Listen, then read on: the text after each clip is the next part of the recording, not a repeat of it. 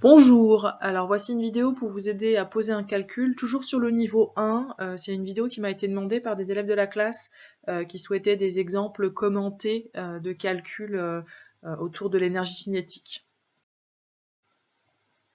Alors, premier calcul, là c'est un extrait d'un devoir commun, donc c'est donc plus haut dans l'exercice du devoir commun, on vous demande de supposer que la masse de la pomme de Newton est de m égale 150 grammes.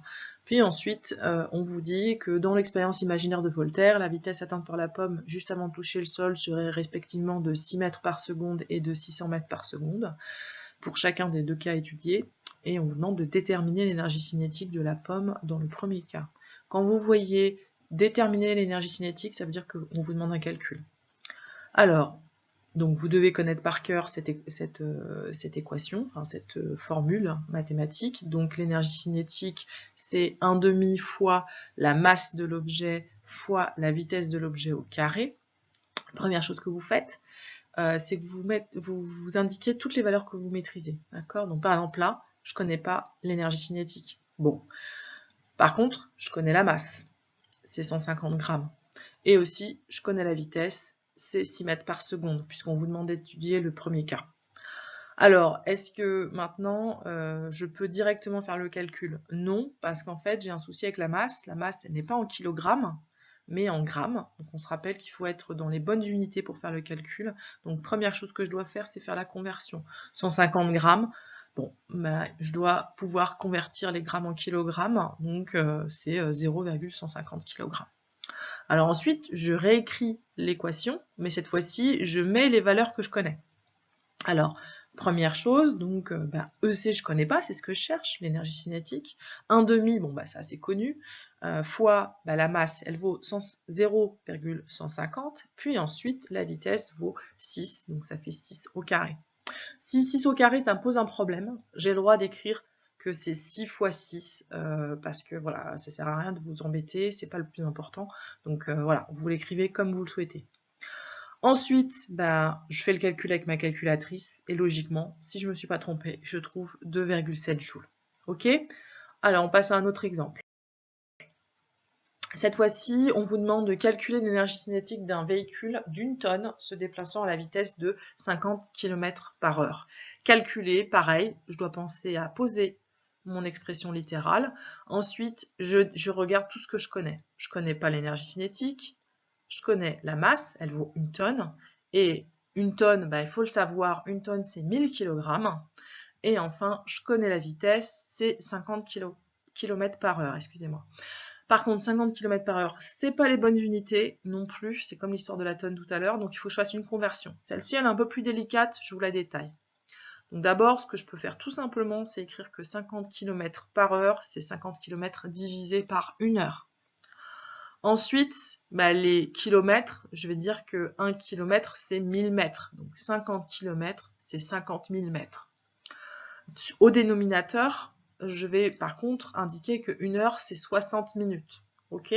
Alors ensuite, bon, mon numérateur, il est dans la bonne unité, donc je ne le touche pas. Par contre, il faut que je sois en secondes, donc du coup, pour le dénominateur. Donc là, du coup, je vais de nouveau convertir 1 minute en 60 secondes. Donc finalement, je vais faire comme calcul 50 000 divisé par 60 fois 60, et donc je vais trouver 13,9 mètres par seconde. Maintenant que j'ai fait ma conversion, j'ai bien des kilogrammes et des mètres par seconde, je peux faire le calcul. Alors le calcul, EC, c'est ce que je cherche, l'énergie cinétique, égale 1/2 fois 1000 kg fois 13,9 au carré. Bien évidemment, là de nouveau, j'ai le droit d'écrire 13,9 fois 13,9. Et enfin, je fais mon calcul, et si je ne me suis pas trompée, excusez-moi, je trouve que l'énergie cinétique de ce véhicule est de 96 605 joules. Encore un exercice. Donc, troisième exercice. Un objet se déplace avec une vitesse de 10 mètres par seconde et possède une énergie cinétique de 3000 joules. Déterminer sa masse. Déterminer sa masse, ça veut dire calculer sa masse. Donc, première chose, j'écris la formule. Deuxième chose, je fais l'état des lieux de ce que je maîtrise. Je maîtrise la valeur de l'énergie cinétique. Je maîtrise la valeur de la masse. Non. Je maîtrise la valeur de la vitesse. Oui. je sais que ça vaut 10 mètres par seconde. Je vérifie les unités, joule mètre par seconde. C'est parfait, pas de conversion en vue. Alors, je réécris cette fois-ci la formule avec les lettres, mais je remplace toutes les valeurs que je maîtrise. Donc ça fait que EC devient 3000, égale 1,5 fois M, ça ne change pas, fois 10 au carré, puisque c'est la valeur de la vitesse. 10 au carré, ça fait 100, tout va bien. Ensuite, ce que je vais faire, c'est que je vais faire 1,5 fois 100, ça veut dire 50 en fait. Donc voilà, c'est la ligne que je viens de faire apparaître. Et enfin, vous avez vu avec Monsieur Sediki en mathématiques que il suffisait de prendre, dans ce cas-là, vous avez une équation à une inconnue, excusez-moi. Donc du coup, je dois diviser par 50 de chaque côté de l'égalité. Et donc finalement, ça fait que c'est comme si je faisais passer le 50 de l'autre côté de l'égalité. Sauf que comme je multiplie d'un côté, je vais diviser de l'autre. Donc je vais me retrouver avec 3000 divisé par 50 égale M. Et donc, si je prends ma calculatrice, ou d'ailleurs je ne suis même pas obligée de prendre la calculatrice, hein, mais bon, ça c'est vous qui voyez, la masse cette fois-ci est de 60 kg. Enfin, dernier exercice, cette fois-ci, donc c'est un objet de masse 100 kg qui possède une énergie cinétique de 10 000 joules. On vous demande de déterminer sa vitesse, donc on vous demande de calculer la vitesse, donc vous écrivez la formule qui va bien. Vous remplacez tout ce que vous connaissez. Donc l'énergie cinétique, vous la connaissez, la masse, vous la connaissez, et la vitesse, c'est ce que vous cherchez. Ensuite, vous regardez les unités, vous avez des joules et des kilogrammes, tout va bien. Alors maintenant, on va faire le calcul. Donc, on remplace, EC, ça devient 10 000, égale 1,5, la masse devient 100 fois V au carré. Donc là, je vais essayer d'un petit peu simplifier l'équation. Donc, je vais faire 1,5 fois 100. Ok. Et puis là, j'ai une équation à une inconnue qui est V carré. Donc je vais pouvoir simplifier en divisant par 50 les deux côtés de l'égalité. Et donc en fait, ça revient comme truc à diviser par 50 quand vous passez le 50 de l'autre côté. Ça, c'est des choses que vous avez vues en mathématiques, logiquement.